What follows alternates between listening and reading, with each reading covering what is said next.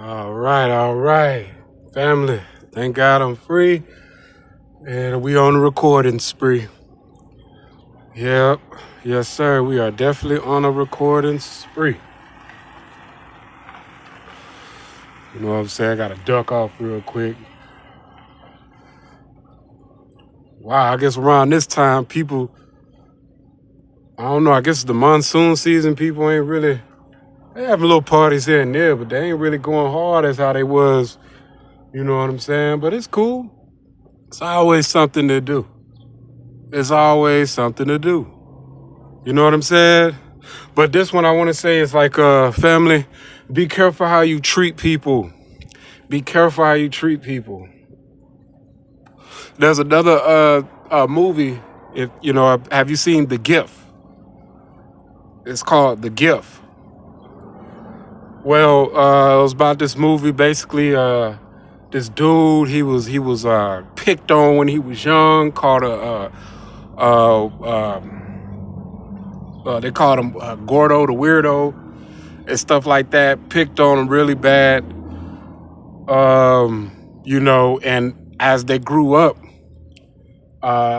one of the main bullies, he came back. I guess he came back to him and gave him a gift. Popped up on him, gave him a gift. The dude had the bully or whatever grew up, had a wife, just living successful, just chilling, minding his own business. But the dude had a gift and things like that, and eventually, just to sum it all up, you know what I'm saying, he made his life like a living hell. The guy that got bullied made the grown bully's life a living hell. You know what I'm saying? Wife left him, everything. His life was just a living hell. You get what I'm saying? So it's just like with this targeted program. You know what I mean? Before you're programming, you got to be careful how people treat people. You know what I'm saying? Some people are, innocent, things like that. You have to be careful how you treat people.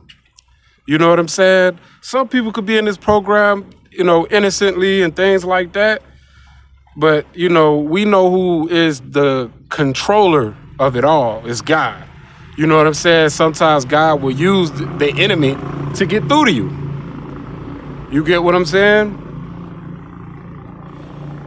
Sometimes God will use the enemy to get through to you. How many times have God punished the Israelites in the Bible? The physical Israelites, his physical chosen people. Now everything's been converted to spiritual. You know what I'm saying? Through the Christ being that perfect Israelite through his flesh and blood. Now we all could be Israelites. You know what I'm saying? So it's not about the Gentiles and Israelites anymore. We way past. We on a whole different timeline. But saying even with the physical Israelites in the Old Testament, God used the enemy. There was plenty of times that the Israelites was held in captivity, meaning God used the enemy to get through to who? To get through to the Israelites. Same thing, God will use the enemies to get through to the TIs. You know what I'm saying? So it's just like you have to be careful how you treat people or how you treated people. You know what I mean? It's more of a reason to not be in anger, but to thank God. You know what I'm saying? Forgiveness is key. You know what I mean? And keeping things pushing. And on the flip side, too, you know what I'm saying? We're not like that dude off The Gift. We're not, even now that we're being victimized, we're not like the dude on The Gift. We're not the dude that's going to come in and get revenge and take the blood and the matter in our own hands. You know what I'm saying? That's not what's going to reap the burning coals on our enemy's head by doing that.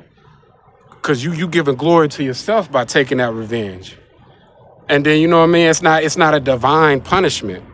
You get what I'm saying? That dark spirit is going to separate from that physical body or whatever and jump to the next. That's not the divine punishment. The real divine punishment, reaping burning coals, you know what I'm saying, is living a life, for God and letting God deal with it. Letting God deal with it.